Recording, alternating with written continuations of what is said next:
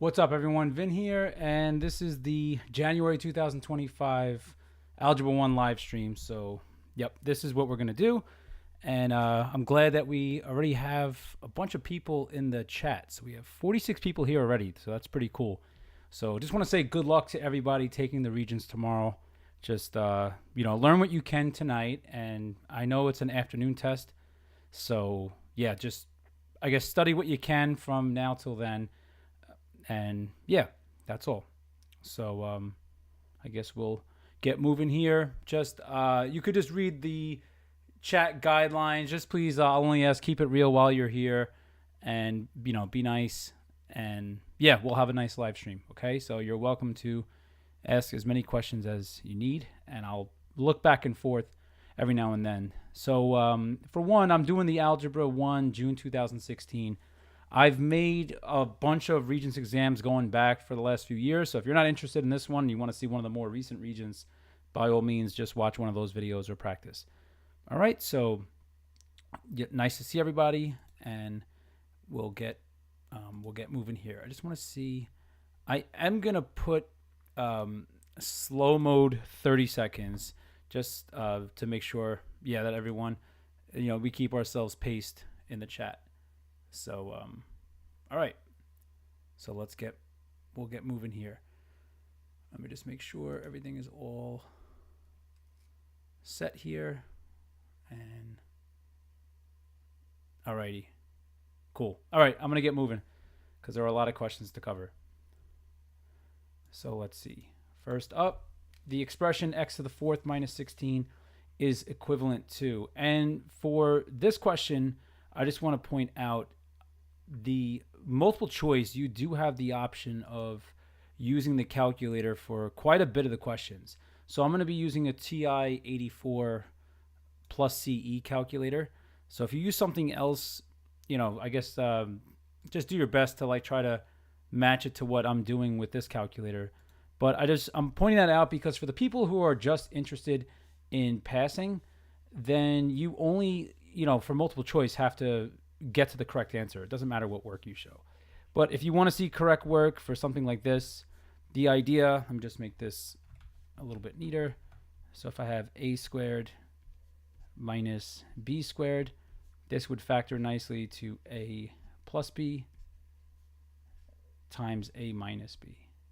Okay, so that's the idea, difference of two squares. So in this case, what we have is we're just basically taking the square root of the first part. So we're going to have square root of x to the fourth is x squared. And then we're going to have plus the square root of 16 is 4. And then we're going to multiply by the a minus b. So we do the square root of x to the fourth is still x squared minus the square root of 16 is 4. And they're not asking us to factor completely. They're just saying which one is equivalent. So this one's going to match up with 3. Okay, so that's right away what I'm seeing here is just factoring. You could also, for a bunch of these questions, just go right to the y equals. Okay, so if you want to learn some calculator tricks, what we could do also is go to the y equals, type in x to the 4 minus 16, and then we type in the answer. Okay, if you type in the wrong answer, it's not going to give you the same graph. So that's how we know we did this correct. We just graph the question and the answer, and you see how the graphs overlap completely. So that's how you could, if you just want to pass, that's what you do to just pass. Okay, you graph the question in y1, and then the answer choices go in the y2, y3, y4. But if you graph these two, you're going to get the same graph. Okay, so choice 3. And let me monitor. Oh, hello to everybody in the chat just saying what's up. I'm glad to have people on. So so my goal is to just help as many of you pass as possible. Or, people, if you want to do really well, then, help you, do really well. Okay, so an expression of fifth degree. So degree is just so you know for tomorrow, is the highest power of x. Okay, so highest power of x.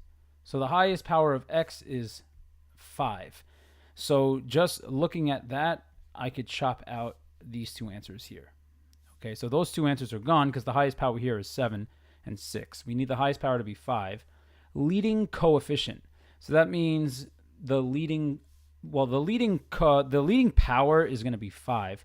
So we need that coefficient to be 7. So right away this one's looking like it because you see there's the 7 leading in front of the highest power of x. And the constant at the end is 6. So there's our constant at the end. So that's how we know 2 is going to be 4. This one is just vocab. Okay, so this one, the theme is just know your vocab.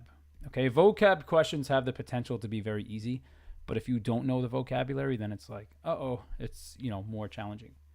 All right, I'm getting used to a new pen tool here that I just recently got, so there's some things I'm doing here. It's just kind of has a mind of its own. All right, so here, for which time interval was the average rate of change the smallest? So this one is really just asking you to find slope. And the slope formula is y2 minus y1 over x2 minus x1. In function language, the average rate of change we could also say as f of b minus f of a over b minus a. But I just want to point out that these two things here are the same. All right, it's just which one ever makes you happier. So for which interval of time was the average rate of change smallest? So here, 2002 to 2004. So if we look, we have this, 2002 to 2004. And what we're trying to see here, well, let's read the situation. The table shows the year and the number of households in a building that had high-speed broadband internet access. For which interval of time was the average rate of change the smallest? So for this one, we have to look here. The interval of time is not changing. See, 2 years is going by. So the change in time is 2 years. That's going to be our denominator. But I'm doing for, let's say, choice 1, I'm going to be doing 23 minus 11 over 2004 minus 2002 is 2. And that's going to give us, let's see, we're going to have 12 over 2, which is 6. So 6 is so far our smallest one. If we look 2003 to 2005, so now I'm focusing here and here. And for those, I find the slope, I'm doing 33 minus 16. So 33 minus 16, and 2 years is going by from 2003 to 2005.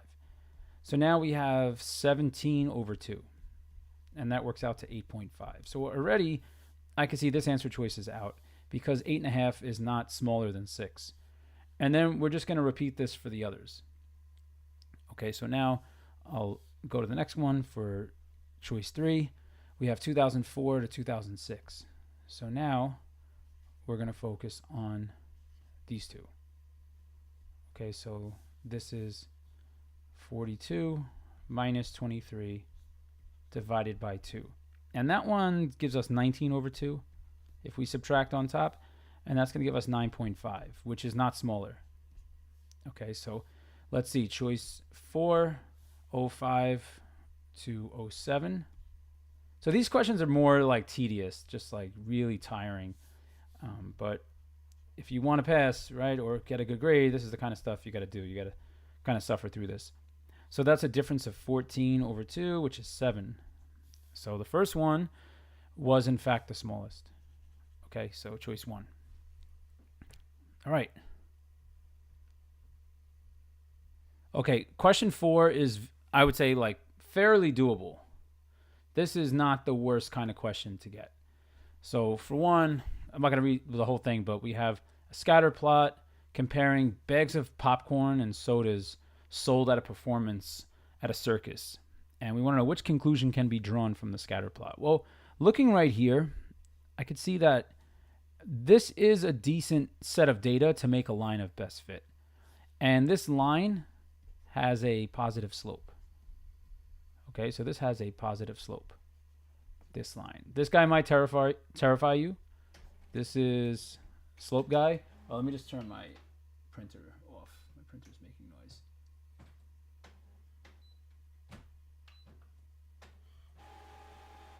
All right, just so it doesn't annoy me the whole time.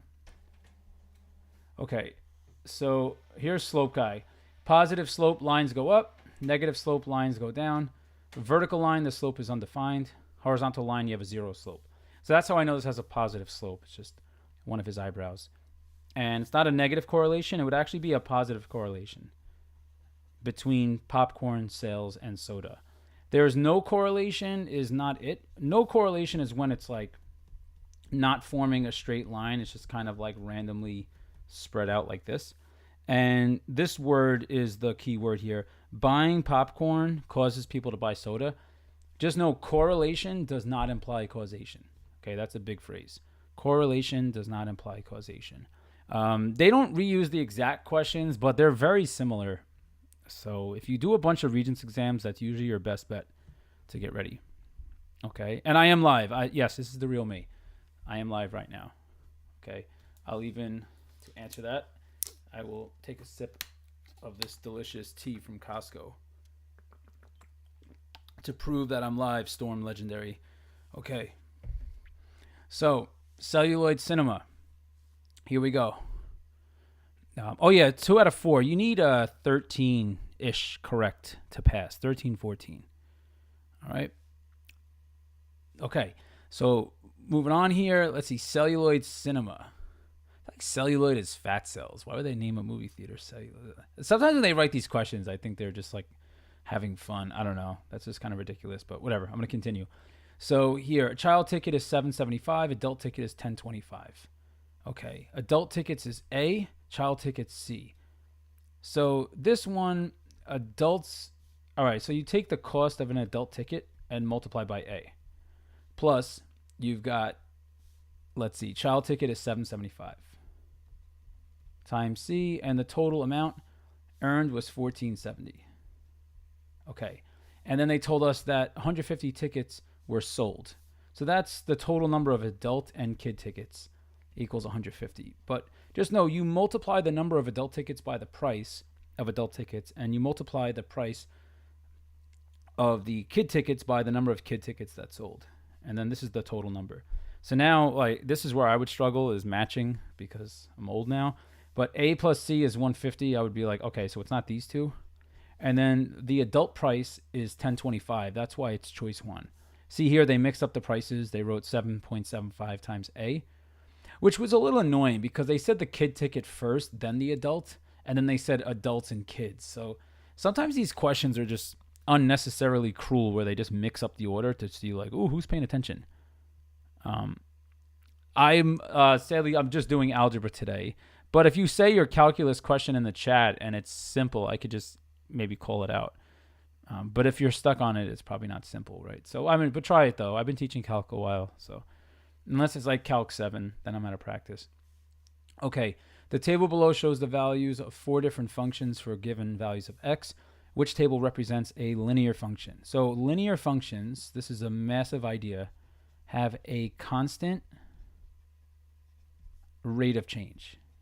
Okay, that's what you're looking for, which means it goes up by the same amount every time. So here, notice that we're going up by 7. So plus 7, and then we go plus 7 again, and then we go plus 7 again, and the x values are all just going up by 1. So right away, it's choice 1. Okay, but if you're like, oh no, what about the others? Well, from -1 to 1 is plus 2. And then it goes plus 4. And then it goes plus 8. So this one is nonlinear because the rate of change is not constant. And then this one's same issue. Plus 3, plus 5, it's already not constant. And then this one is plus 6, plus 10, so non-constant rate of change. Okay, constant rate of change is it. Okay, so the next one, let's see. We have the acidity in a swimming pool is considered normal if the average of 3 pH readings, P, is defined as, P is between 7. So this means, like in words, P is between 7 and 7.8. Okay, like that's what this means in words. If the first 2 readings are 7.2 and 7.6, what value for the third reading will result in an overall rating of normal? Well, the key here is that it's the average. Okay, so whatever the third one is, like we're going to have 7.2 plus 7.6 plus some mystery third value x divided by 3, like has to equal something that's between 7 and 7.8. But if you just think about it, one thing that jumps out at me is on a number line like this. So we have 7, and then let's say like 7.8 is over here. I'm looking at these numbers that they gave us. 7.2 is like, let's say over here. And then 7.6 is like over here. So these are already between 7 and 7.8. And notice this answer choice is also between there. So if you take the average of three numbers between 7 and 7.8, that average is going to be between 7 and 7.8. So that's just using logic, like to say like, hey, it has to be choice 2. If you want, though, what you could do is go brute force and just find the average with all the other ones. So what I mean by that, for example, yeah, this is not the Regents for tomorrow. I'm not going to, I get in a lot of trouble for that. I wouldn't even know where to find that. I don't have that kind of clearance. So it is not. It's a popular question, though. All right, so this plus 7.6. So like plus 7.3, the answer. And then we divide by 3. See, and we get a number between 7 and 7.8. If I plug in one of the wrong answers, so you could just go up to what you wrote and press enter. If I go to one of the wrong answers, and let's say I write in 6.2, see, I get 7, which is exactly at 7. It has to be between, not at the end point, because it's not equal to, it's just less than and less than. Okay, so this is no good. Oh, also, I press alpha y equals enter when I have to write fractions. It just helps you not make a mistake making a typo or something. All right, so moving on. So this one is converting units. So here, Dan took 12.5 seconds to run the 100-meter dash. It'll probably take me like 12.5 minutes. Okay, to run the 100-meter dash, he calculated the time to be approximately. So we could convert first to minutes and then hours. So just know there is 1 minute every 60 seconds, right? 60 seconds equals 1 minute. So with these kind of questions, you multiply by, we call these conversion factors, okay? And since these values are equal, 1 minute equals 60 seconds, if we multiply by this, the units cancel and it converts to minutes. So we just have to do 12.5 divided by 60. So let's go ahead and do that. 12.5. So 12.5 divided by 60. And we get this. All right, let's see. This is, I don't know what I just pressed. Yeah, this new pen is like nice, but it also just like will randomly zoom in and out because I have to learn all the features. Okay. So 0.208333, and that looks like it's lining up, let's see, with choice 1 because the units left are minutes. Okay, so this is, after these divide, we have 0.2083 repeating, but we're left with minutes. Okay, not hours. So that's why this one's out. Okay, so that's the end of that one. I'll get rid of this now that we've used it. All right, so this one is now, let's do some algebra by hand. So this one, I mean, if we really had to, is there a way to do this? You could just plug in a bunch of numbers and hope for the best. But this one, I would say it's probably less stressful to know how to do it. So we have 3x plus 2 is less than or equal to, we distribute. So we're doing 5 times x is 5x. And then we're doing 5 times negative 4 is negative 20. Now, for this, we have, yes, my real name is Vin. That's not make-believe. Okay, I'm going to go minus 5x so that we have to work with a case where we divide by negative or multiply by negative so that you can see what happens. The sign has to flip. So I'm going minus 5x minus 5x. And now 3 minus 5 is negative 2, so I have negative 2x plus 2, and the sign carries down.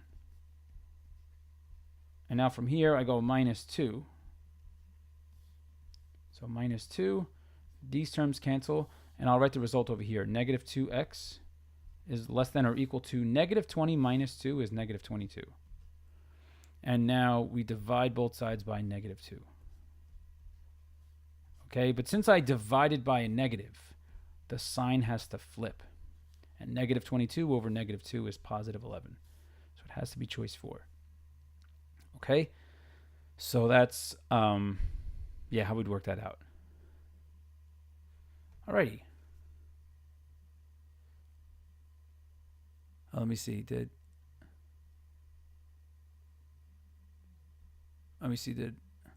oh, summation notation before. Yeah, I'd have to see a question. I know someone, Stormy was asking about, or Storm Legendary was asking about calculus question, but I am going to do a calculus live stream for AP Calculus in May. So if you're taking AP Calculus, definitely stop by.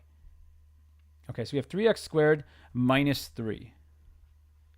But now I have to distribute the minus like this. So that's minus x squared, and then plus 7x, and minus 10. So the signs here have to change. That's really big. That's what they're hoping people will mess up. And then you just combine like terms. So 3x squared minus 1x squared is 2x squared, which does not eliminate any answer choices. And then we have this lone 7x term. So plus 7x, that will eliminate answer choices. Okay, and then we have negative 3 minus 10 is negative 13, or minus 13 we could say. So that's choice 2.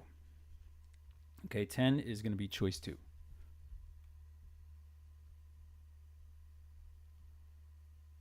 All right. All right, the range. So this one, just calculator. All right, the range is the possible y values.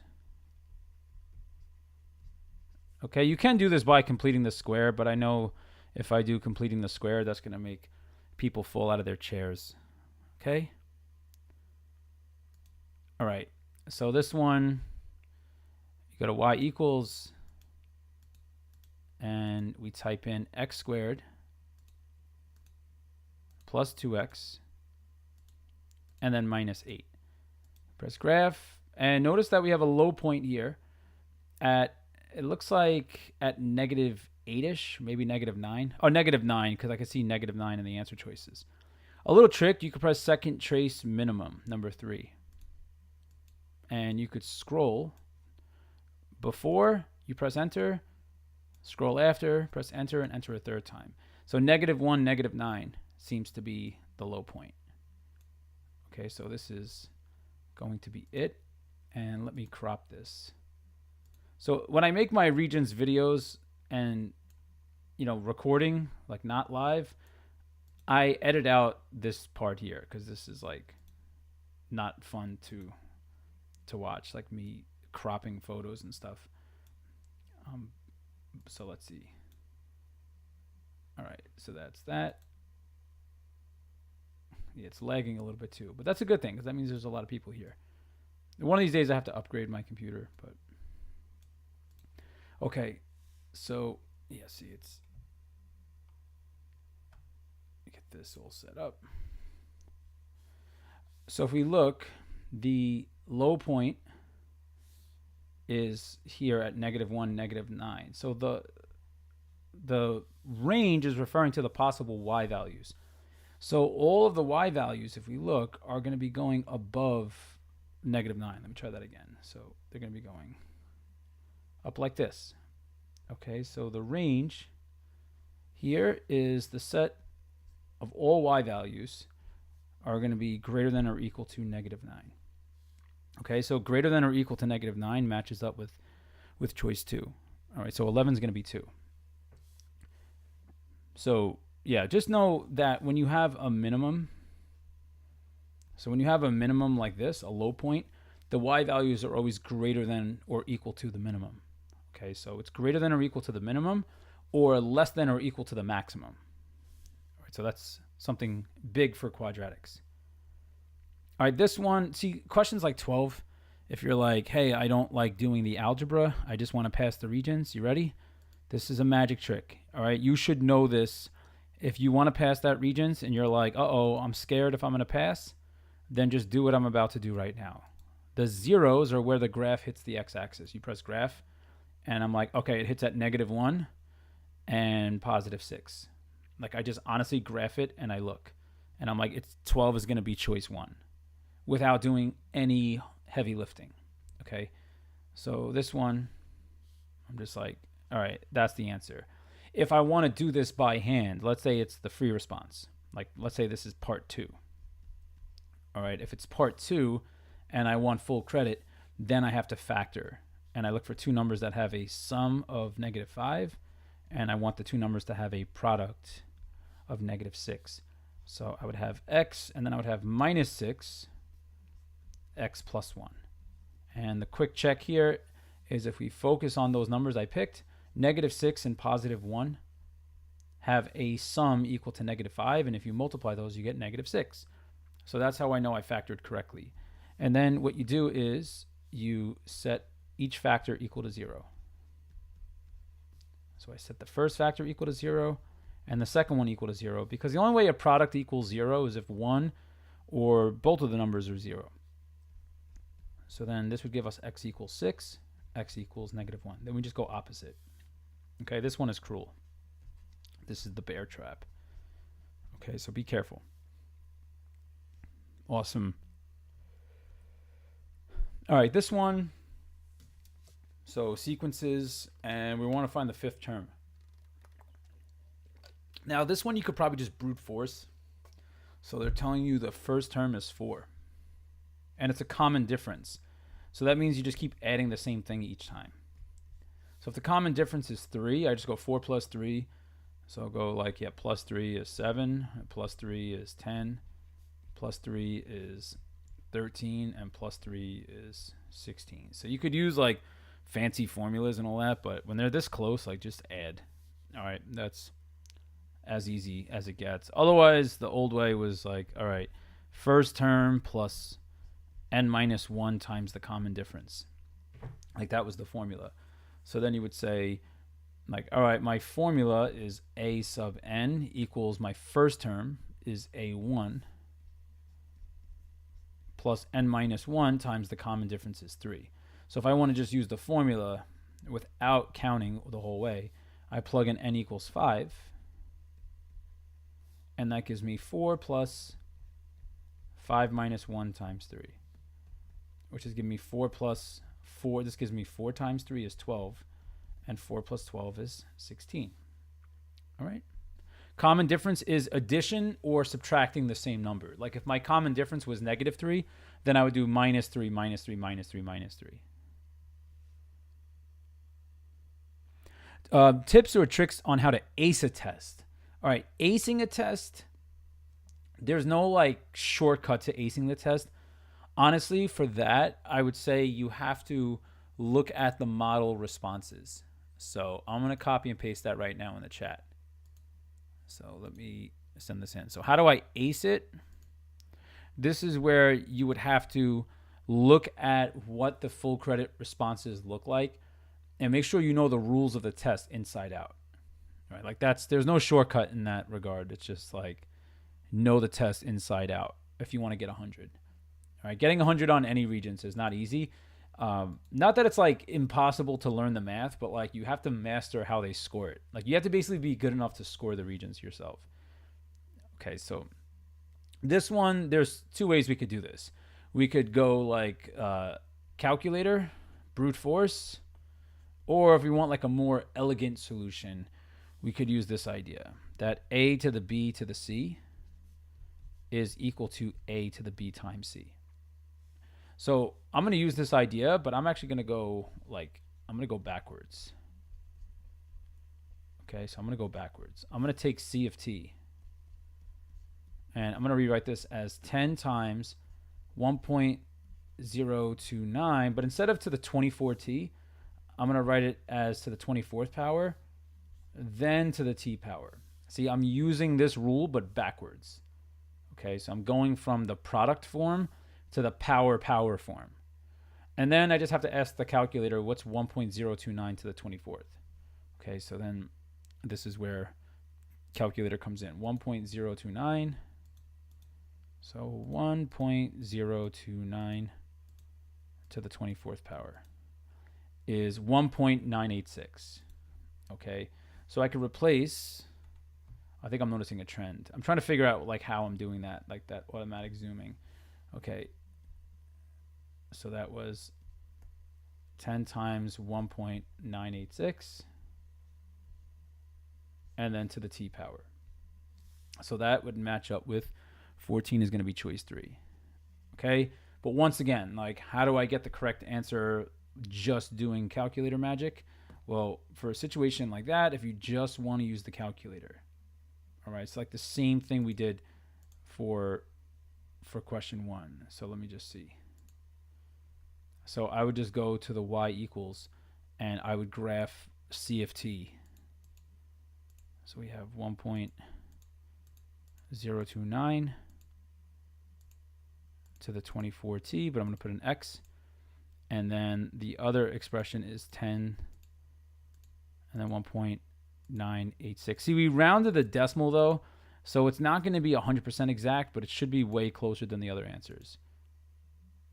So you see, like, yeah, that's pretty good. That covers it. So 3. So once again, there's a lot of questions you could do without like having to know the algebra. Like you could use a calculator and that'll get you pretty far. All right, what percent of the 21 to 40 group was for the candidate? Okay, so the 21 to 40 group, we want to know what percent was for. So here I can find the total. Okay, and the total, if I do 12 plus 8 is 20 and 20 plus 30, the total is 50. But one thing to be mindful of, we're not doing the total for like everything. We're just doing the total for the 21 to 40 crew. Okay, so we're just focusing on this row because they said what percent of the 21 to 40 age group was for the candidate. So you take the number of people that were for and you divide by the total. Okay, and I could use a calculator, but you ready? Times 2 times 2, that's 60 out of 100. And 60 out of 100 is 60%. Okay, so choice 4. Cooked on physics. Uh-oh. Yeah, physics is a little rough. Physics, the key is, I mean, it helps to be awesome at algebra. Just double down. Like physics for New York, I taught physics for 2 years. It's like at least 50% of it is algebra. Probably like 60%. It's like annoying word problems. But yeah, and then like the science kicks in for the second half of the year when they start doing like electricity and all that fun. All right. This one, let's see. Oh, all right. So this one, let's say you're like, hey, I don't know how to complete the square. So if you don't know how to complete the square, you're like, there's no shot of me completing the square. Then for a question like this, you could get away with it. This Regents was like pretty fair. If you had calculator skills, this Regents was like very fair. Sometimes they'll word questions in a way that it makes it hard to use the calculator, but all right, so we do this and you're like, oh no, I can't see anything. But we could also go looking in the table, or I'll show you a little trick. Window, the minimum, since we're going down to potentially negative 29, let's say I change my minimum to negative 40. And then my maximum might hit 43. Oh, I'm sorry, my vertex might hit 43. So I'll make my highest point, let's say 60. Okay, and now I press graph, and there's my vertex. And it looks like it's at 6, negative 29. So 6, negative 29, there's my vertex. And it's, yeah, right away it's looking like choice 3. I'm just going to put my phone on Do Not Disturb because, I don't know, my phone is like really just going nuts right now. Okay, it's just going to annoy me. Alrighty. So that's that. 6, negative 29 with no like actual algebra, just calculator. Okay, so 16 should be 3, but I will show you how to complete the square anyway, just in case you like have to do it algebraically. So this is the formula for when the you complete the square. And one thing to be mindful of, a, we could just say is equal to 1. But the vertex is referring to hk in the formula. And the h value is the same as the axis of symmetry, the negative b over 2a. So here, if I want to use the formula, I could say h equals negative 12 is positive 12 over 2 times 1. So that's why my x coordinate is the 6 here. So like we could eliminate those two. And I mean, even what I could do is honestly just plug in x equals 6, and I'm going to get y equals negative 29 out of it. But if you want to see completing the square, because I did just promise that, I just wrote a whole bunch of extra stuff here. But I once again, I could plug in like y equals and just do like 6 squared minus 12 times 6 plus 7. And this would give me 36 minus 72 is negative 36 plus 7 is negative 29. So like I could still get 3 just using these formulas. And let's see. So we could also complete the square. Completing the square, just in case you have to do a question like this at the Regents, is when you take half of the b term. So you take the b term, you divide by 2, and you square it. So here I'm looking at my b value, and I'm doing negative 12 over 2 and squaring it. So that would give us negative 6 squared, which is 36. But now watch this. I'm going to rewrite j of x as x squared minus 12x. And now let me erase all this. So I'll get this out of the way. So we don't need this anymore. So I'm going to write this as x squared minus 12x, but then that 36, I'm going to write plus 36, but I can't just write plus 36 and hope no one notices. So I'm just going to do plus 36 minus 36, because I'm like just throwing a 0 in, and then plus 7. Okay, so you see this piece over here, like this, I'm just adding 0. So I took the equation and I added 0, but in a creative way. And then you ready? This is now a perfect square trinomial. I look for two numbers that have a sum of negative 12 and a product of 36. And those numbers would be negative 6 and negative 6. So I have x minus 6 times x minus 6 plus 7. And that gives us x minus 6 squared plus 7. Okay, which also matches choice 3. And you're like, wait a minute, which one is which? Then you have to know what this is. Like, it's x minus h. So the vertex is at like positive 6 because it's just always opposite. But then the y value, oh, I'm sorry. I should have, no, did anyone yell in the chat? I forgot to write one thing. Sorry about that. It's been a long day. I just have to do this now. I have to write negative 36 plus 7. So you see the stuff in yellow, I factored nicely over here. See, I did x minus 6 times x minus 6, but negative 36 plus 7 is negative 29. So let me just make that a minus 29. So minus 29 and then minus 29. Okay, so then that's where I'm getting the rest from. Sorry about that, but yeah, this is completing the square. So you just add and subtract the b term over 2 squared, and then you'll have something that factors nicely, and then you just combine the constants. Okay, cool. All right, this one, blah, blah, blah, blah, blah. Oh, it's this formula. A equals P times 1 plus or minus R to the T power. So a student invests, which tells me it's going to be plus. So not minus, because their account is going to grow. So P is 500. And R is the rate. 4% is 4 out of 100. And you could type that in a calculator. You're going to get 0.04. And 3 years. So we just plug this in. So we have A equals 500 times 1 plus 0.04 to the third power, which is 500 times 1.04 to the third power. We want the one that does not yield. So this automatically matches 1. So 1 is good. 3 is also good because you raise something to the third power. You could just multiply by that factor 3 times. And then this is not it, because it wouldn't be the same as 500 times 1 minus. You can't just go plus or minus. Like, it has to be one or the other. So this is the one that's wrong. And then this one, what they're doing is they're taking like 500 and then they're adding, what's it called? They're taking 4% of 500 and adding it on. So this is like, after 1 year. And then if you do 4% of 500, you get 20. So then they're taking 4% of 520 and adding that interest on. And then whatever they get there, they take another 4% and add it on. So they just keep compounding it manually. So that's why it's this one. Yeah. You could also just type this in and type in the answer choices and see that they all match except 2. All right. Okay, so blah, blah, blah. The line represented by this equation shares a solution point with the line represented by the table below. The solution is blah, blah, blah. Oh, all right. I could show you a nice magic trick here. So let's see.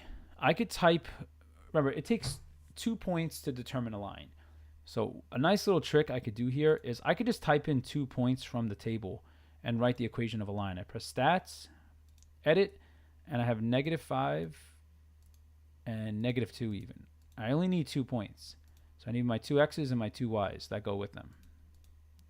So I have this and I have this. I could type in the whole table, but they're already telling us that the table is like representing something linear. Okay, with the line represented by the table. So once I have my 2 points, I just go stats, calculate. I'm going to do the linear regression, number 4. Okay, and I get these values here. So that's my slope, 0.2x plus 4.2. So I have 0.2x plus 4.2. Okay, so I type this in. And then, that one I got to solve it for y. So let me just come back for a second. All right, so the next one, I just have to solve for y. So I'm going to do 4y equals, I just go minus 2x on both sides. So I have minus 2x plus 33.6. Let me fix that. Let me scroll down so that it's like over here. And you know what? Hang on. I'll get rid of that so that I could just take it from. Yeah, let me not like skip steps because people are like, what on earth are you doing? I don't want to, go crazy fast here. Okay, so minus 2x and we've got 4y equals minus 2x plus 33.6. And then we just divide everything by 4. Okay, so then the calculator, we could just type this in, -12x. I don't even have to simplify it. The calculator will do this for me. So then plus whatever this is. All right, so let's go ahead. We'll go back to the y equals and we'll type this in. So we're looking for the solution to the system. So we want to see when they cross. So we have -12 times x. And if you want, you could write -12 x just like this because I'm writing it one at a time. And then plus 33.6 over 4. I press graph. I'm going to press zoom 6. That puts the graph back to normal. And there's our intersection. Second trace, number 5, tells us where they intersect. I go close by, and I press enter 3 times. So at 6, 5.4. That's choice 4. Okay, that's it. So 6, 5.4. Not bad. What is the solution of the equation? So this is another one. Just type it in and see what happens. One thing you could do is you could go minus 28 on both sides. Okay, so we go minus 28 on both sides, and we're going to have 2 times x plus 2 squared. And then minus 4 minus 28 is minus 32 equals 0. So I could just say, like, when is this equal to 0? And right back to the calculator. I already went over how to factor, so like why do it again, Like if you get a calculator, you might as well use it. Especially in the multiple choice. Like you're not going to get style points for doing stuff by hand. You could also just like plug in the answers, like that's fine too. Okay, so this, I press graph, and I have an answer at 2, and then -1, -2, -3, -4, -5, -6. So 2 and -6, choice 3. 19 is choice 3. All right. moving on. All right, which statement about the data is not true? Median is 3. All right, this one, honestly, like your safest bet is to just like, I don't know, sometimes like it takes a lot of time, but I would just like type the data in myself. Like if I forget how to find each of these things, because like I don't want to find a median by hand or an average by hand, especially for like 20 data pieces. So there's 0, 0, and then there's 2 1s. There's 5 2s, so I have to write 2 and 5 times. So 3, 4, 5, and then there's 5 3s. 4, 5, and then 4 shows up 3 times. And then a 5 shows up twice, and then a single 6. And that's my 20th entry. So now I press stats, calculate single variable stats. And we'll go through the answer choices. The median is 3. So if I look at the calculator, the median is 3 is true. We want the one that's not true. The interquartile range is Q3 minus Q1. So if I do 4 minus 2, that's 2. So that's going to be correct. The mean is equal to 3. The mean is the x with the bar over it. The mean is 2.75. So there's my full statement.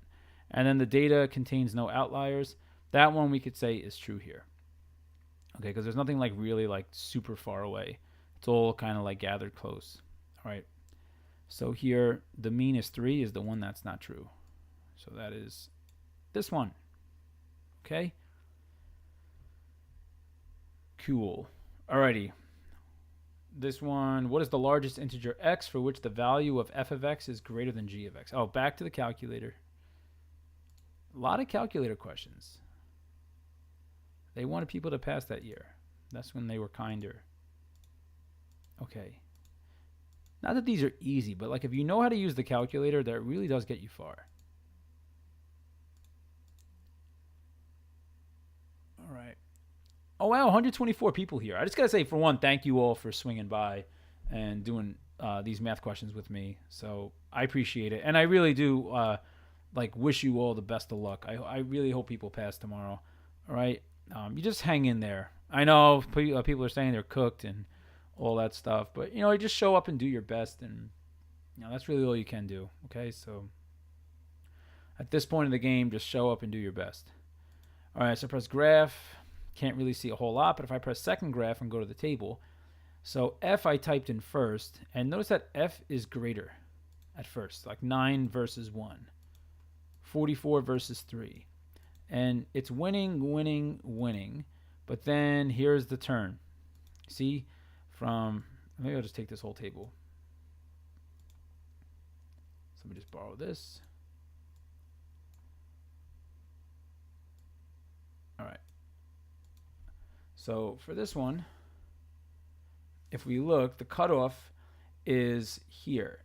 It's like, see how like at x equals 9, the blue one, 35,000 and change is greater than almost 20,000, but then this is where it switches. Okay, now we could say like this, it's like greater than, but then immediately now it becomes less than. And exponential, I wish was my bank account. Like exponential is going to increase faster than quadratic. Okay, so exponential beats quadratic. Okay, in the long run. So once it wins, it's like never going to lose again. See, like exponential passes it up. It goes like the blue is greater and then it's less than. So that happens like, what is the largest integer? So that's whole number. Whole number, positive or negative, but we're dealing with the positives here. So 9 is the greatest one. And then at 10, f is no longer greater. Okay, so 9 is the cutoff. So 21 is 3. All right, this one, I think these questions are kind of lazy. The solution is 3. Like they should just say, is x equals 3, x equals 1. When they don't write it, it's supposed to be x, but I think that's lazy, and it's like kind of, I don't know, it's just a little sloppy. I don't know, one day maybe like I'll see if I write questions for the Regents, because I'm not a big fan of how they phrase things. I think it's like unnecessarily tricky. Okay, so I'm just going to type in f of x is absolute value, x minus 3 plus 1. and then 2x plus 1. A lot of calculator stuff. So graph, there's one point of intersection. Second trace 5, or we could look at the table. Second trace 5, we get close, enter, enter, enter. 1, 3. So the solution is 3 is incorrect. That would be x equals 3, but x is 1 and y is 3. The solution is 1, 2 is our answer. They don't intersect at y equals 1 or x equals 3. Okay, so the solution 22 is going to be 2.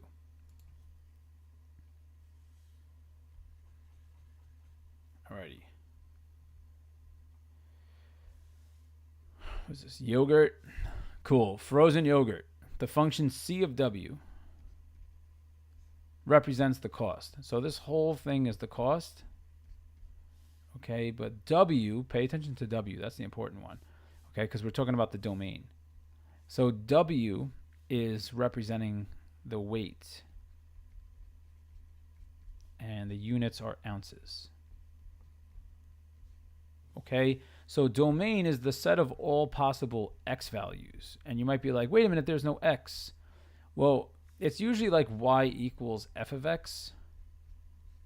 So the domain is, in this case, the domain is like the possible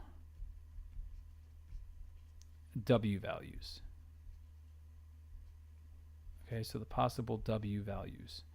So here, if we're talking about weight in ounces, we can't have negative, like you can't buy negative yogurt and be like, all right, give me negative 10 ounces of yogurt. That's insane. Okay, rational numbers is not going to work because I could say, oh, give me negative 10 over 3 ounces. That would also be crazy. Non-negative is key. And we could buy a fraction of an amount. You know, like we don't only have to buy. That's why this is kind of a confusing question. It's like unnecessarily silly. When we're buying yogurt, like let's say like, all right, give me that much yogurt and the weight comes out to like, I don't know, like 7.3 ounces. Like that's a rational number. That's I should say it like this. That's 73 over 10. So when they like weigh your yogurt at the end, it's probably not going to always work out to a whole number. So that's why non-negative integers is not really as realistic. Okay, so non-negative rational.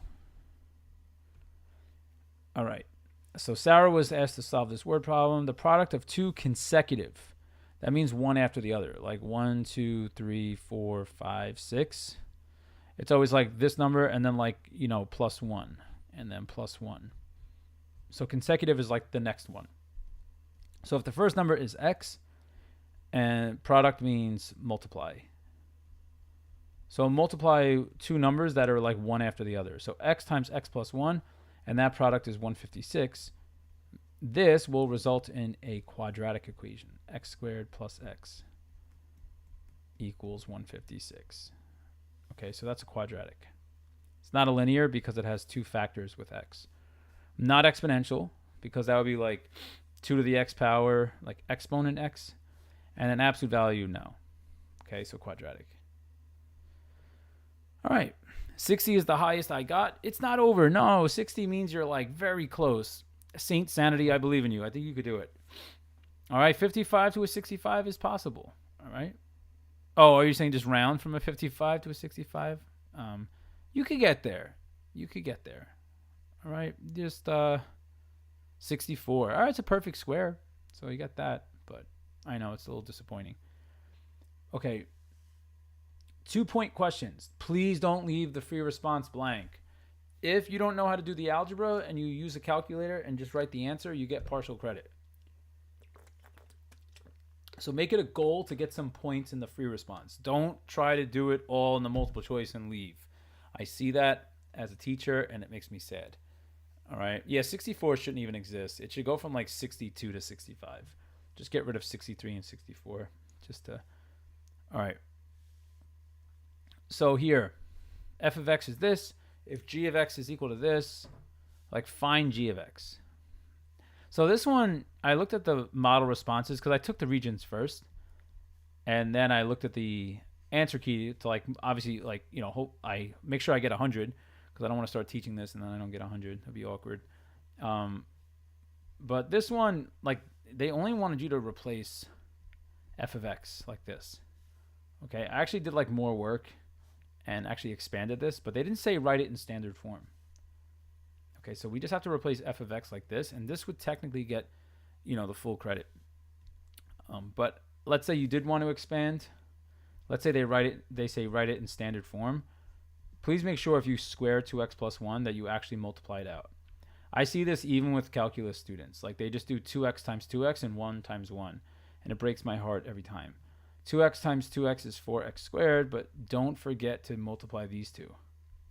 Okay, so plus 2x, distribute the 1, you get another 2x, and you get another 1 at the end. So then order of operations, don't forget Aunt Sally. So PEMDAS. So with this, parentheses, exponents first, then we multiply. Okay, so we just did this, and now we're going to multiply. So the 2x plus 1 squared gave us 4x squared. 2x plus 2x is 4x. And then we have plus 1 at the end. And then we're subtracting 1 from all of this. And then we just send the 2 through. Okay, so that would give us 8x squared. And we'd have plus 8x plus 2. And the minus 1 is all the way at the end. Do not distribute it outside of that. So if they did say write it in standard form, then we do all this. But if they don't, then stop. Okay, for this question, we could have actually stopped here. So stop here for this question, but this would be the answer in standard form. Okay, so standard form, we go this far. Oh, and if people have not subscribed yet, I would appreciate one thing that would be nice if I could get more subscribers. My goal is to hit 40,000. Not tonight necessarily, but I think I did hit 38,000. So if you haven't subscribed, please consider. Okay. So here, determine if the product of these two numbers is rational or irrational. So this, I could use a calculator for, which I'll show, but I'll also show how to do it by hand. So this one, the idea, if you're doing it by hand, is that when you do radical A, radical B, it's the same thing as radical AB. Okay, so this is like something you could do. So I could multiply these two first. I could do 8 times 3 is 24, because multiplication, the order does not matter. All right, but now when I multiply these two, radical this times radical this, I'm using this rule. Multiplying two separate square roots, you can combine them under one square root. And 2 times 18 is 36. Okay, so this is 36. And then the square root of 36 is 6, so 24 times 6 we're doing. And that works out to 144. So here I could just say, like, is it rational or irrational? We could say the product is rational. They said explain, so now we have to write a because. So it is rational. Okay, because 144 is an integer, and all integers are rational. All right, that would get us 2 out of 2.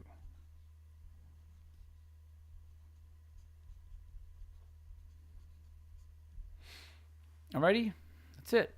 That's all there is to it. So moving on.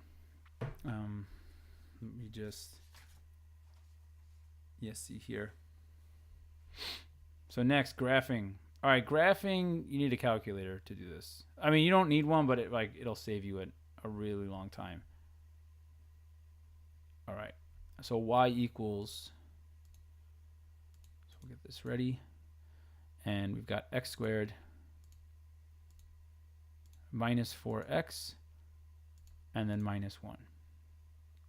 All right, I'm going to press second graph and go to the table. I can press graph just to get an idea of what the finished product should look like. But then I go to the table. And I'm going to borrow.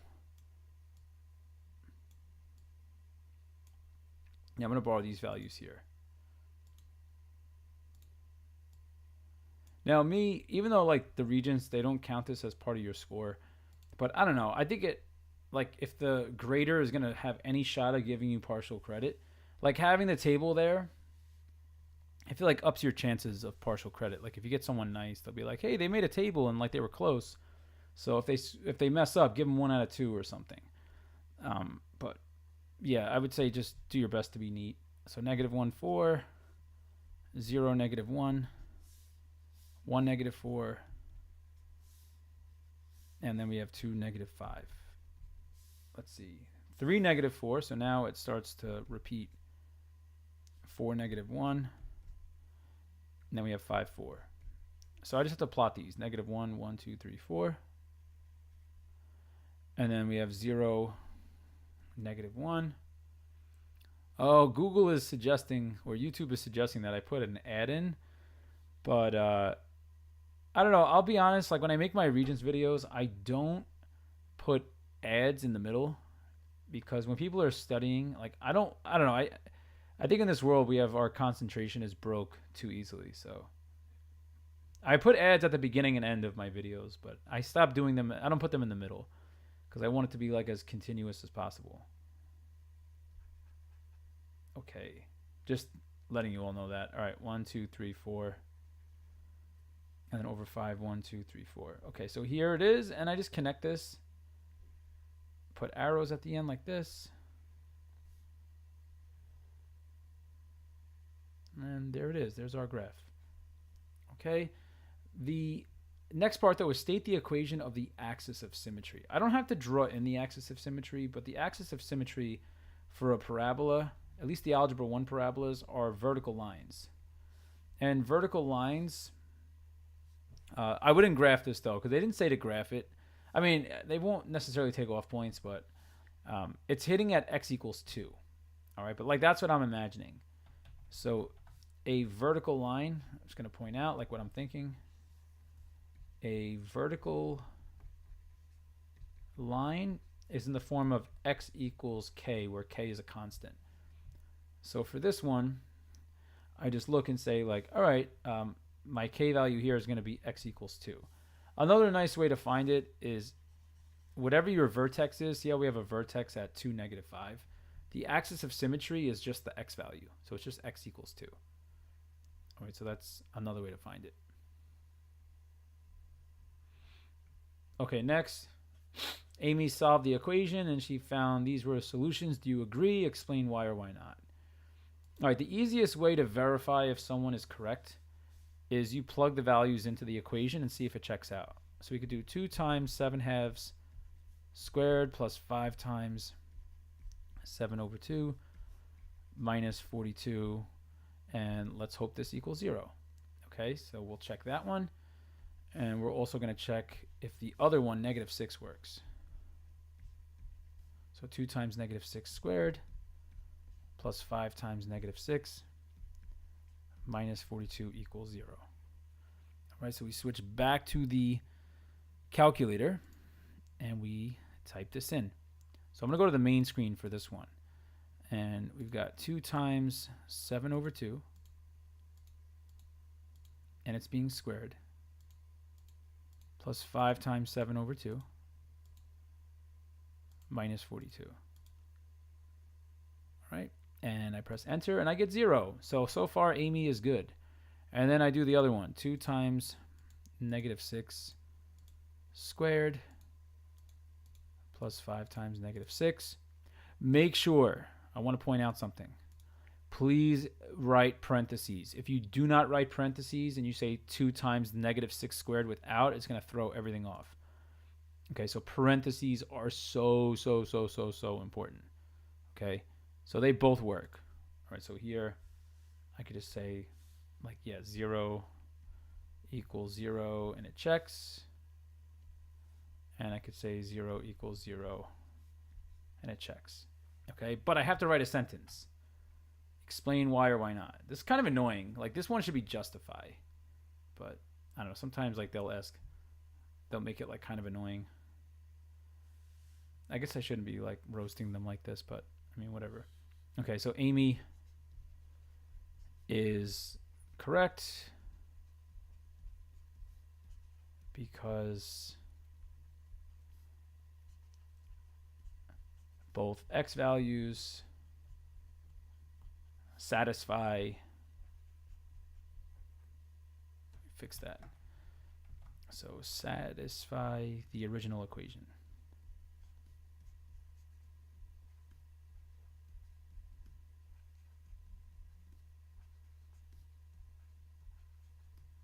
Okay, so that would get us. But I think justification is better because I'm just kind of like saying what I did. Like, all right, I plugged in and it worked.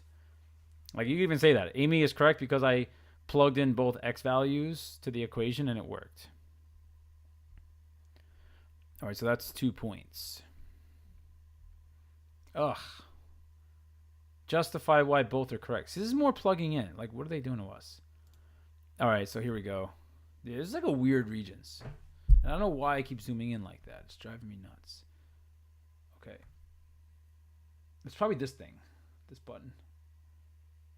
I'll figure it out one of these days. I'll figure it out when I'm 90. Yeah, it's like freaking out on me. I'm sorry about this. All right. So here. So Sue and Kathy are doing algebra homework. They're asked to write an equation of a line that passes through these 2 points. Sue wrote this. Kathy wrote this. Justify why both are correct. All right, they're both correct. Okay, so justify just means we have to show the work. So let's say -3, 4. Or I'll just write, let's see, what are their names? Sue and Kathy? So Sue. So Sue will put her work over here. So for -3, 4, we plug into that line for Sue, and this is our x and y. So I would get 4 minus 4 equals -1/3 times -3 plus 3. And this gives us 0 equals -1/3 times, that works out to 0 in parentheses. So when I multiply -1/3 by 0, I get 0. So that one works. And then Kathy, I'll write over here. So for Kathy, let's say I use -3, 4 again. So we've got x and y. But Kathy wrote y equals -1/3 x plus 3. So I'm going to say 4 equals -1/3. I'm just substituting. X I'll replace with -3 plus 3. And this is now 4 equals -1/3 times -3. A negative times a negative is positive. And 1/3 times 3 is 1. 4 equals 4. Yeah, this is just tedious. But whatever, this is what they want us to do. I don't like the questions that are tedious. It's just like more exhausting. All right, so now I got to plug in the other one. So 6-1. Okay, so 6-1. We plug that into Sue's equation. And we have 1 minus 4, which is going to give us -3. It is -1/3 times 6 plus 3. So this is -3 equals -1/3 times 6 plus 3 is 9. And yes, -3 is equal to -1/3 times 9 is -3. So now last one. So here we plug into Kathy's equation. We're going to have y equals, or 1 equals, -1/3 times 6 plus 3. This gives us 1 equals -2 plus 3, which gives us 1 equals 1. All right, so justify why both students are correct. Even though they just said justify, like I'll say it again. I'll just be like, therefore. Oh, this means therefore, 3 dots. They are both correct. Okay, so there it is. Just doing justification. Oh, I almost forgot to write period, but grammar is not part of the Regents.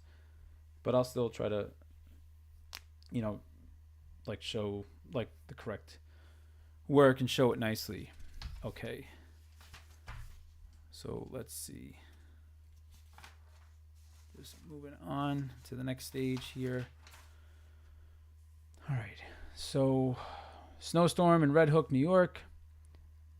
So here we are, blah, blah, blah, New York. 4 inches of snow on the ground at 3 p.m. Okay, so let's see. So 4 inches of snow at 3 p.m. So if I kind of make like an X and Y column here, so it's like 3 p.m., 4 inches of snow, which is like sort of cool that it just snowed the other day. So they always try to make it current to the school year. And at 7 p.m., there's 6 inches of snow. If she were to graph these data, what does the slope of the line connecting these 2 points represent in the context of this problem? Okay, so here we should look at the slope here. The slope is the difference, like let's say this is the X and Y. Okay, just think of that as the X and Y. So remember, slope is the difference in the Y values over the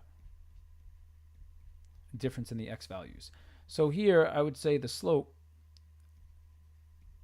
is equal to 6 minus 4 over 7 minus 3, and this is going to give us 2 over 4, which gives us a half, or I could say 0.5.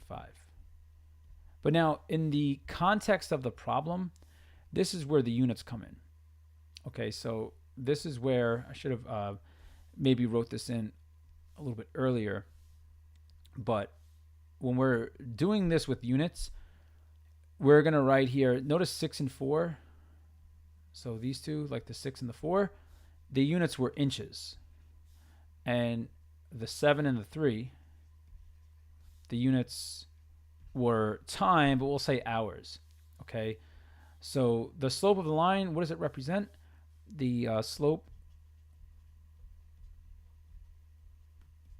tells us the rate. Okay, or I can even say the average rate of change. So the average rate. So the average rate that snow falls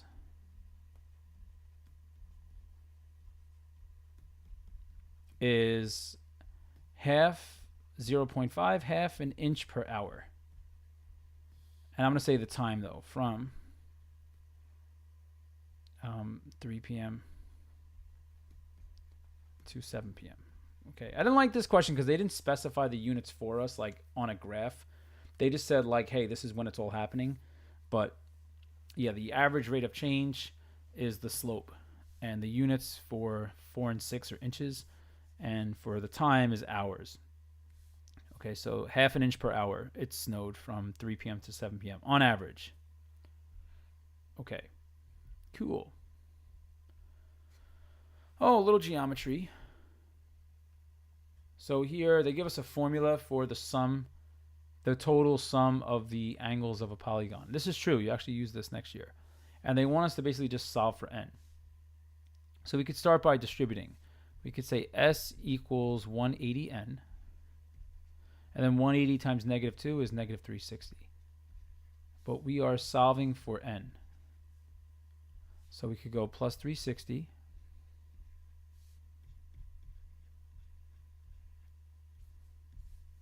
Okay, like this. And we've got s plus 360 equals 180n. So we're solving for n. 180 times n, to get rid of times 180, we divide by 180. So n equals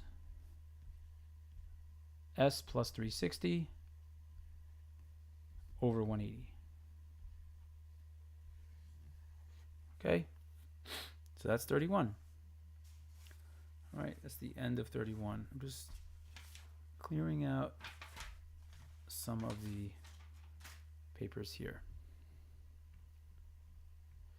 Okay, this one, question 32, we have f and g. G is the result of f of x translated. And we want to determine equation for g of x. All right, well, if f of x is given here, we got to think about, to go from here to here, we're going down 1, 2, 3, 4. So we're going down 4 units. Okay, down 4 units means you just subtract 4 from the function. So we could say, I'll zoom out a little. Whoops, sorry, this thing is freaking out. I forget we still have these crazy ones to do. That g of x is equal to f of x minus 4. Okay, so then here we just make the substitution g of x equals x to the third plus 2x squared minus 4. Okay, so I'm just taking the f of x function and I'm subtracting 4 from it.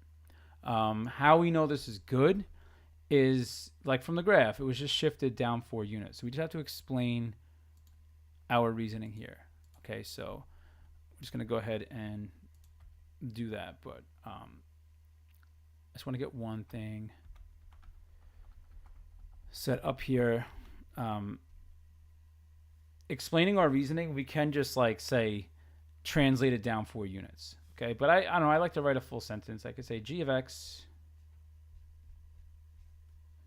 is f of x shifted down 4 units.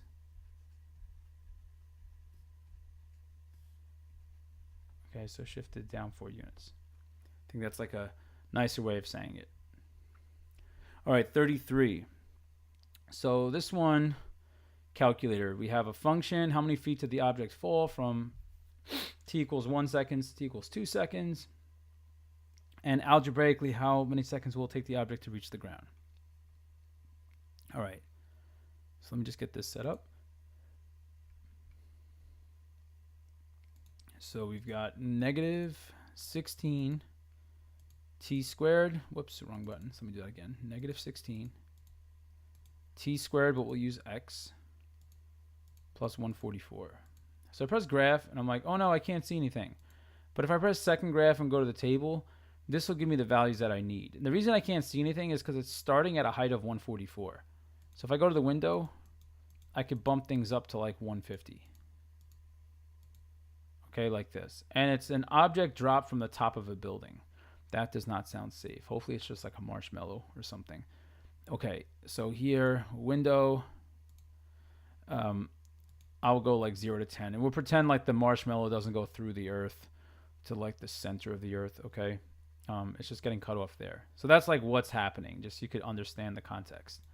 I'm going to press second graph, and I'm just going to grab some of these values from the table. Okay, because this is going to help us answer the questions. They did say like, hey, do stuff algebraically later. But look, I want to point out why people fail this Regents. They're like, oh no, I don't know the algebra, and they leave it blank. If you are good with the calculator and they tell you to do algebra, but you use a calculator, you get half credit. And this is a 4-point question. So if you do something other than algebra, you could get half credit. So I just want to point that out.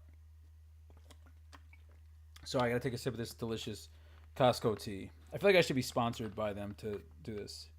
This is Ito and Oi Ocha unsweetened green tea. It's pretty good. I probably could use a sugar rush, but I didn't. Okay, so how many feet did the object fall between 1 and 2 seconds after it was dropped? So remember, like, we don't have to draw anything, but just so you could understand the context, it's like 144, object is dropping in the parabolic shape, and then at t equals 3, it's like at 0. So it takes 3 seconds because the t-axis is in seconds, and the h of t-axis up here is measured in feet. Okay, so this is in feet up top. Okay, so it's going down like this. And so here, between 1 and 2 seconds, I could just say, all right, h of 1 is equal to 128, just from the table. H of 2, if I plug 2 into the function, I'm going to get 80. So how many feet did the object fall between 1 and 2 seconds after it was dropped? We just subtract these two. Okay, so I could just do h of 1 minus h of 2 is 128 minus 80. And that gives us 48. Okay, so I could just say 48 feet. So there it is. Determine algebraically how many seconds it takes the object to reach the ground. So I could just say, like, calculator, t equals 3 seconds. And this will give you partial credit. Okay, so this is partial credit. Better than no credit. Okay, so this is like your emergency method. If you're like, I can't do the algebra, then you use a calculator. If you want the full, then you have to do what they said. You have to do algebra. So here, negative 16t squared plus 144. For the object to reach the ground, this occurs when the y value is equal to 0. Or I could say like the height, h of t, is equal to 0. So I just set the function equal to 0, and I do the algebra. So here, I could just go plus 16t squared on both sides. This one, though, let me see. Yeah, whatever. I'll just do it this way. So plus 16t squared. I don't have to factor this because it's just the t squared and the constant term. There's no middle t term. So 144 equals 16t squared. Okay, so I just moved it over, and now I'll divide both sides by 16. And the calculator will tell us 144 over 16 is equal to 9. Okay, then I square root both sides. And t technically is equal to plus or minus 3, but we could reject the negative. Okay, I'll just say like reject the negative because we're not going to go back in time. Okay, like the object is not going to go like through the person dropping it and like go backwards. That's ridiculous.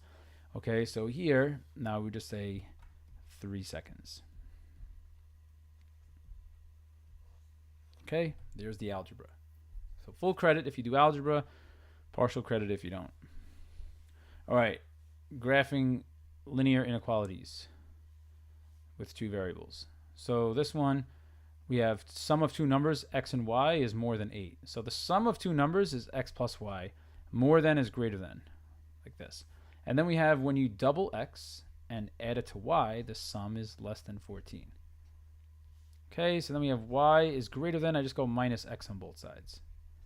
And I have y is, so let me actually make space. I'll move this up a little. So here I go minus x, and that gives me y is greater than negative x plus 8. Okay, so that's 1, and then this one I just go minus 2x. So that gives us y is less than negative 2x plus 14. So here's 1, and here's 2. Okay, so just get those here on the ready. Okay, so we are, let's see, over here, I'm going to use this idea, y equals mx plus b. I could use the calculator and just graph the line and plot points. That's fine.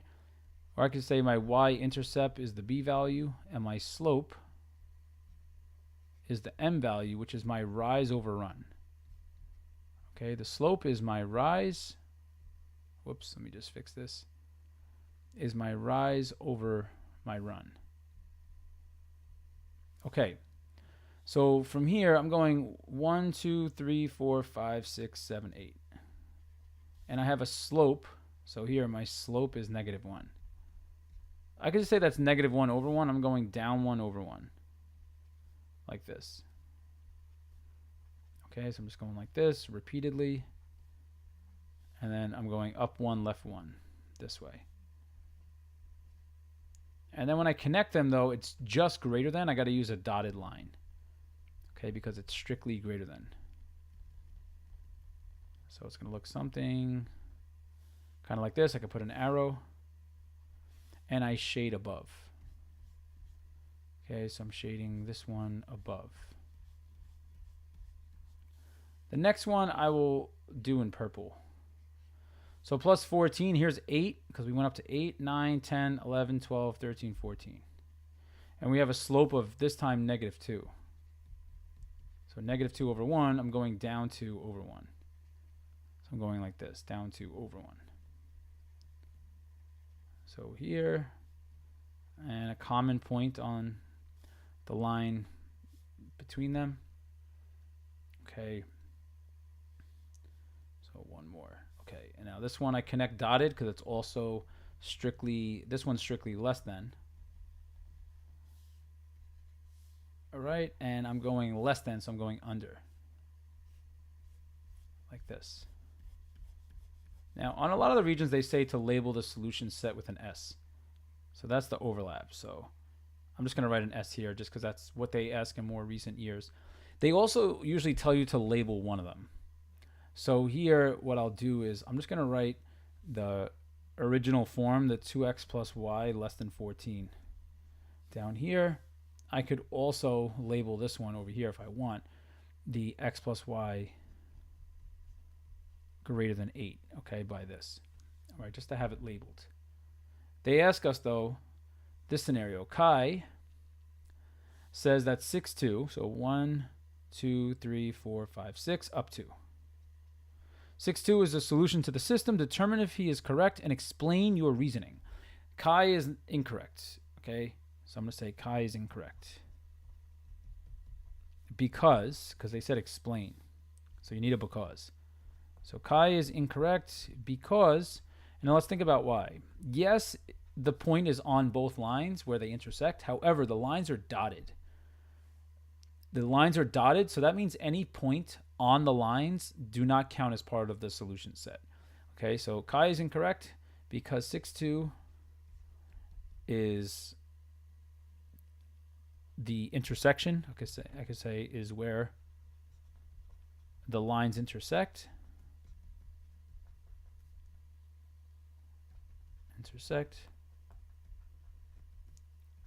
But the lines are dotted.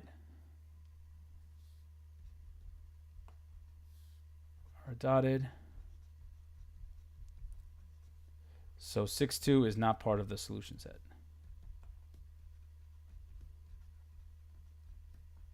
All right, I probably said a little too much, but whatever. All right, that's it. All right, this question I really didn't like, but whatever, we still got to do it. So this one I didn't like because I thought it was like unnecessarily complicated. Question 35. Meaning like the wording was like a little wacky. So here, an airplane leaves New York City and heads to LA as it climbs. So here, let me draw you a nice plane. So, all right, so there's our plane. All right, so it's flying. Here like this, it's like going up. It's going up. Okay? So it's climbing up, just so you could imagine what's happening. And as it climbs, the plane gradually increases its speed until it reaches cruising altitude, at which time it maintains speed. So, all right, so it's climbing and then it like maintains. So then like once the plane is like here, it just maintains. So like there's the plane. Just so you could see what's happening. So after flying 32 minutes, so this whole thing takes 32 minutes. So after 32 minutes, the plane reaches cruising altitude and has flown 192 miles. So this distance is 192 miles.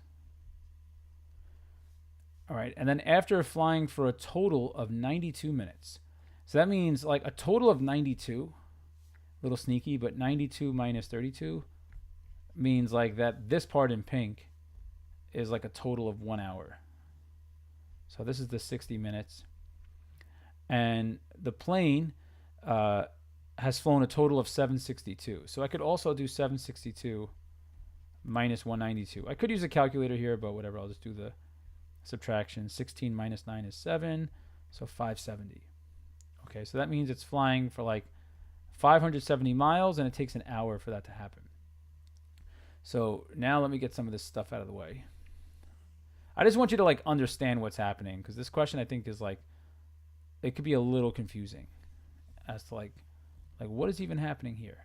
Okay, so like the plane takes off, it's increasing its speed, but it goes 192 miles in 32 minutes. And then it like maintains, its altitude, and it goes 570 more miles in 60 minutes.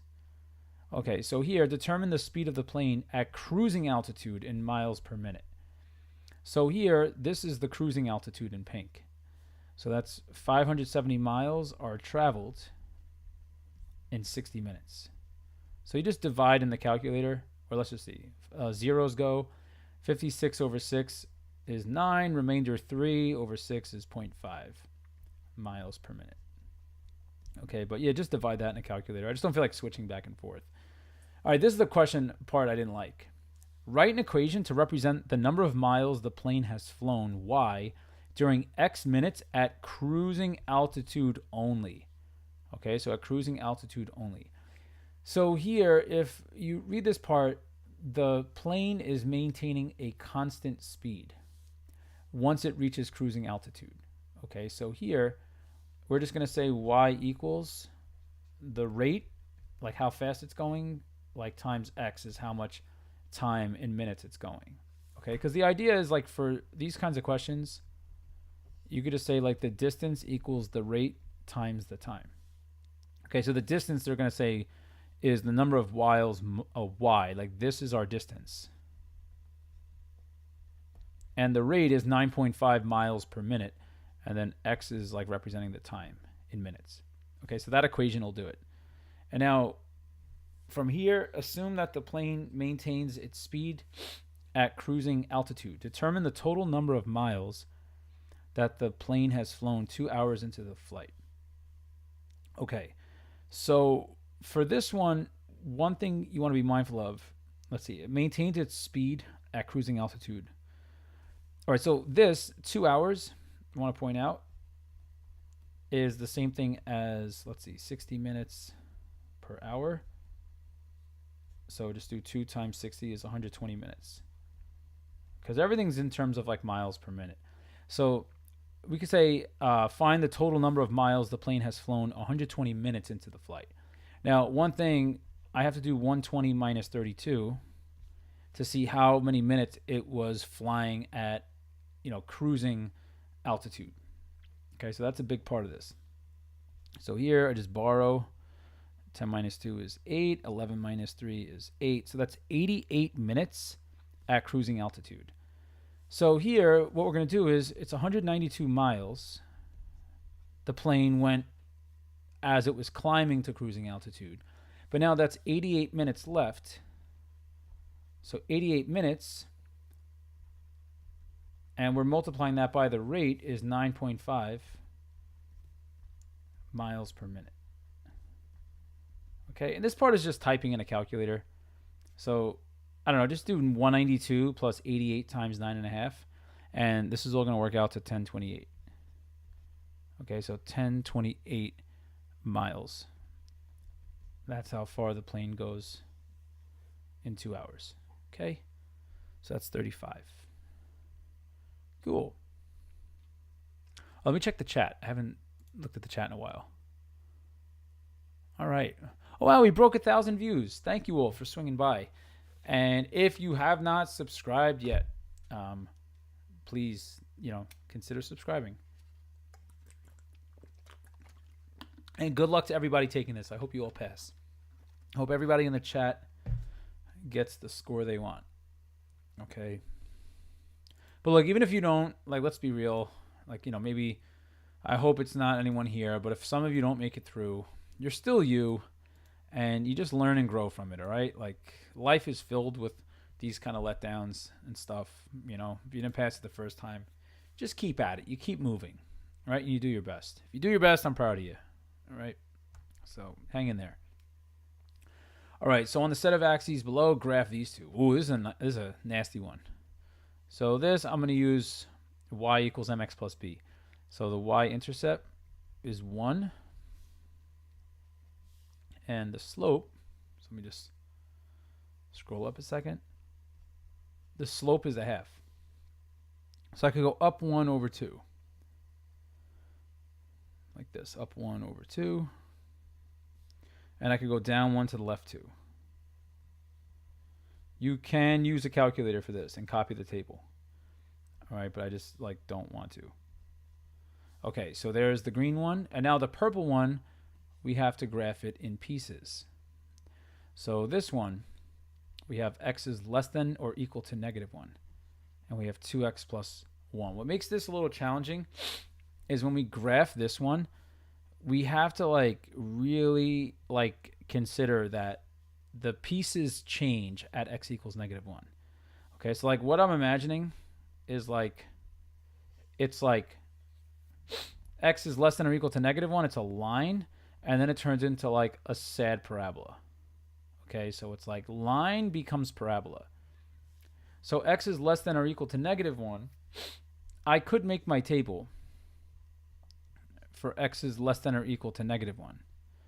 And I was to go -1, -2, -3, -4. And when x is less than or equal to -1, like with these values, I plug into the line. So I have 2 times -1 is -2, and -2 plus 1 is -1. Okay, so I know that this is going to start at -1, -1. So let me just plot that point over here. So -1, -1, I'm going to put a closed circle because it's x less than or equal to -1. Okay, and then if I plugged in -2, I'd have -4. It's like this is the math I'm doing in my head. When I plug in -2, I'm doing like 2 times -2 plus 1 is -4 plus 1, and that's -3. But I could also just type that in the calculator and fill out the table. Okay, and then it's like, oh, all right, -1, -3, then -5, and then -7. So I have -2. Let's plot this. I have -2, -3, -3, -5. And you can see it's starting to make the line. Okay, like this. So there's this piece. And I have to stop at -1. Now, this is where students will get thrown off. So for the next part here, x is greater than -1. So I go x is greater than -1. I go x and y. I'm going to throw -1 in the table, but I'm going to put open here. So if I plug in -1, like I'm doing 2 minus -1 squared is 2 minus 1, which is 1. But I'm going to leave this open. -1, 1 gets an open circle. And then let me just draw that a little smaller. So open circle here. And then if I plug in values greater than -1, like 0 is greater than -1, +1, +2, and I plug those in, 2 minus 0 squared is 2. If I plug in 1, 2 minus 1 squared is 1. If I plug in 2, 2 minus 2 times 2 is 2 minus 4 is -2. But I could use the calculator to fill this out also. But now watch what happens when I plot these. 0, 2, we have 1, 1, and we have 2, -2. And this part is the parabola. Like this. Okay, so the one in purple is f of x, and the one in green represents g of x. All right, now the question is, at the bottom, how many x values satisfy the equation f of x equals g of x? Notice these graphs intersect exactly once. They do not intersect here because this one jumps up like that. So how many x values satisfy the equation? Only one x value satisfies f of x equals g of x. Explain using evidence from your graph. Why is this true? Only one satisfies because the graphs of f of x and g of x intersect exactly once. Okay, so exactly one time. Okay, so exactly once. All right, so that's it. This is a tough question. This was not nice. That was a hard question, I thought. People usually don't like graphing piecewise. All right, moving on. Did we get to the last question? We made it to the last one. Wow, thank you all for sticking with me through this. 37 questions together. All right, so Franco and Carol went to a bakery. Oh yeah, they usually for years like have just been doing system of equations like for the last one. 6 points. All right, so write a system that models this situation. It's usually the first part. So let's see. Oh, we have cupcakes and brownies. How nice. All right, so 3 packages of cupcakes, and cupcakes are x. So that's 3 cupcakes, that's 3x, plus 2 brownies is 2y, and that's a total of $19. And then next was Franco, got 3 cupcakes. No, wait, that was Franco. Franco was 3x plus 2y is 19. Carol's next. So 2 cupcakes plus 4 times y, 4 brownies, is 24. All right, so there's our system. Like, yay, partial credit. And then on the set of axes below, we got to graph this system. Ugh. All right. So now we got to graph this. So we got to solve them both for y. Oh, man. This is like a lot of graphing on. Yeah, and I don't know. I got to learn out, like, how do I do this with this new tablet? Because it's definitely driving me a little crazy.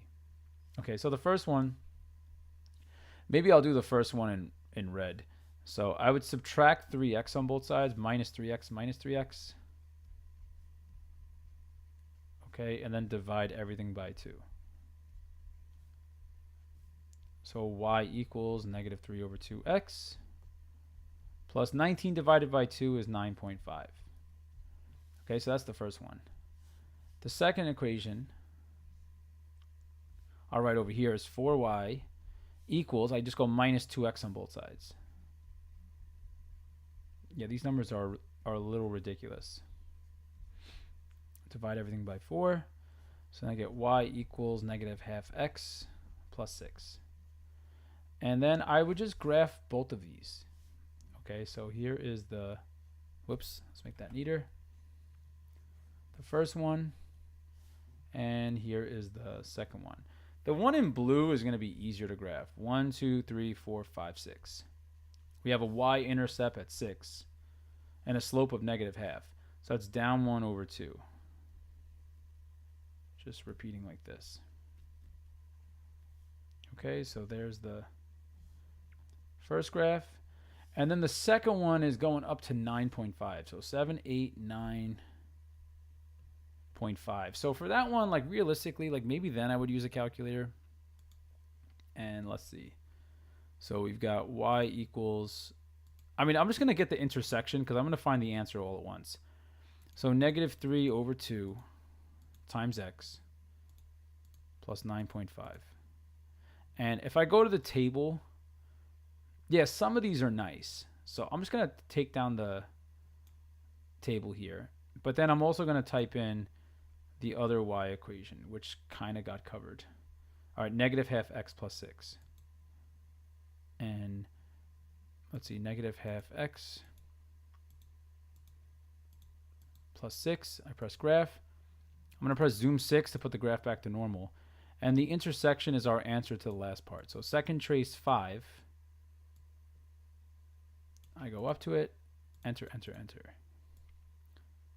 All right, so that'll be for the last part. So now we've got everything we need to close this out.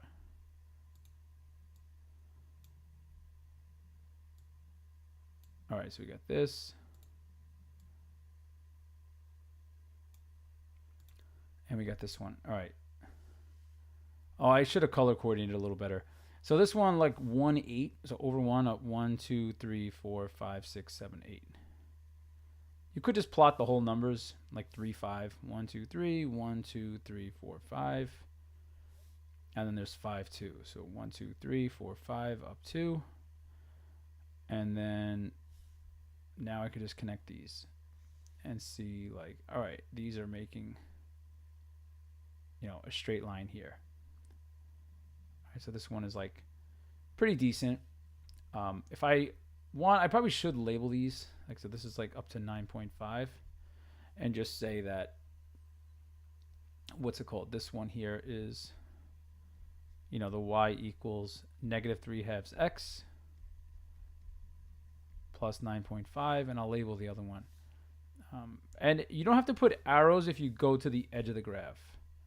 Although, like, arrows wouldn't make sense, like, going all the way this way. Like, you know, you could use a little bit of context because we're talking about money here.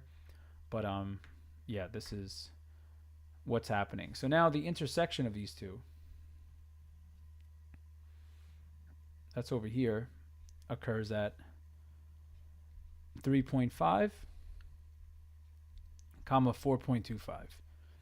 And now determine, they didn't say algebraically, but determine the exact cost of one package of cupcakes and the exact cost of one package of brownies in dollars and cents. So the x is brownies and y is the cupcakes. Let me just double check that. So cupcakes, so x is cupcakes, y is brownies. Okay, so x cupcakes, y brownies. So cupcakes is X, brownies is Y. So here I could just say like, cupcakes, I'll just write it out, is, $3.50. Make that a little neater. So this is $3.50, and then brownies is $4.25. Okay. The justification is like, I could even just go like justify, like there it is, like it's on my graph. Okay, so that's it. That's really all there is to it. Algebra. Yeah, I mean, if they have you do this algebraically, how about I'll show how to do this algebraically, because like these days, realistically, they do ask you to do things algebraically. So that'll be like the last thing that I do, because they didn't say algebraically, but like I feel like tomorrow, it's like usually a system, and it's usually algebraic. So I'd feel bad if I don't show you how to do anything algebraic like for the system. Okay, so copy and paste. But one thing, if I get this, like I could still do it graphically just to see what I should get. I would realistically I'm going to use elimination here. I can multiply this one by -2. The reason I'm multiplying by -2 is I'm going to get -6x, but then -2 times +2y is -4y. And then -2 times 19 is -38. And from here, let me get rid of that. So from here, what do we got? Let's see. We have 2x plus 4y equals 24. And one thing that jumps out at me right away, the reason I chose those numbers, or multiplying by -2, is I got matching opposites. So now when I add these together, these cancel. -6 plus 2 is -4.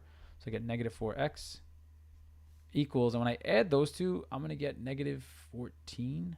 Yeah, -14. And then you divide by -4.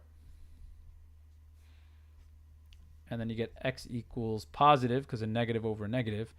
And if you divide that in a calculator, you're going to get 3.5. Okay, which matches. X equals 3.5. And then if I have to, I just plug in to find y. So like, let's say I take this one here. I could say 2 times 3.5 plus 4y equals 24. And that's 7. 2 times 3.5 plus 4y is 24. Go -7 on both sides. See you later to these two. 4y equals 17 when I subtract. And then when I divide by 4, y is going to equal 4. Remainder 1 over 4 is 0.25. Okay, so same exact answer. Okay, cool. All right, well, this is going to wrap up the live stream for Algebra 1. I'm just going to say good luck to everybody taking the Regents tomorrow. And yeah, buy crypto. So if you buy, I don't know, don't buy SafeMoon because it went bankrupt. But if you pick one of the low ones and it goes times 1,000, then yeah, you could just retire.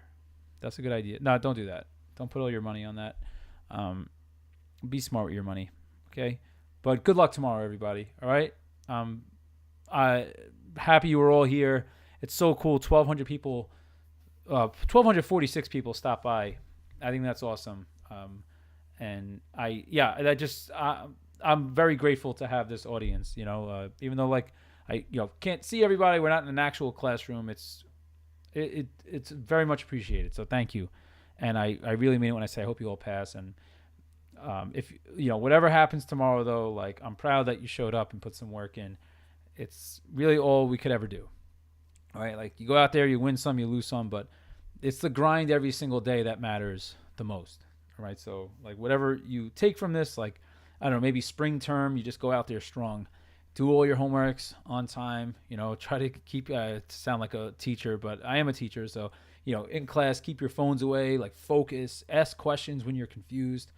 Like that really does get you a long way. Like, I'll say like the top 4 or 5 things, like, choose kids who are like really motivated to like study with and like, try to do your schoolwork with, and then pay attention in class, ask questions, do the homework. Like, that'll get you far. Alrighty?